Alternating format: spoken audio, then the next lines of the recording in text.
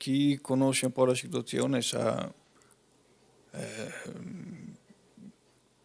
sa com'è l'assistenza a una persona disabile e avevamo bisogno per il futuro per l'assistenza. Matteo Michelin, 32 anni, da quando ne aveva 16 completamente paralizzato dalla testa in giù.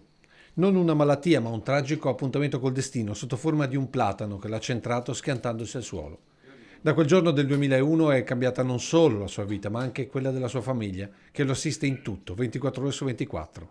Per quell'incidente Matteo ha ottenuto un risarcimento da 1 milione di euro, finito tutto in azioni Veneto Banca. Non li abbiamo messi lì momentaneamente, cioè gli abbiamo detto guarda, noi li lasciamo a voi, però non vogliamo avere interessi, non vogliamo niente, però vogliamo i nostri soldi quando ci serviranno per Matteo, per quando ci servono, per le sue esigenze. Ora quei soldi non ci sono più, svaniti come la sicurezza per Matteo di un futuro assistito quando i genitori non ce la faranno più. Come vede il suo futuro adesso?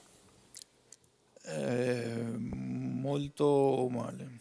Con la pensione e l'accompagnatoria tra medicina, assistenza e tutto è un po' dura. Ora le strade possibili sono due, il recupero dal fallimento Veneto Banca e la sensibilità per questo caso di Intesa San Paolo. Spero che riusciamo magari a partecipare alla divisione di quei soldi che stanno venendo accantonati per questi casi. Banca Intesa insomma, sappiamo che da poco ha messo a disposizione 100 milioni e io spero di riuscire anche grazie all'attenzione pubblica a recuperare almeno parzialmente qualcosa, perché è indispensabile che recuperiamo qualcosa.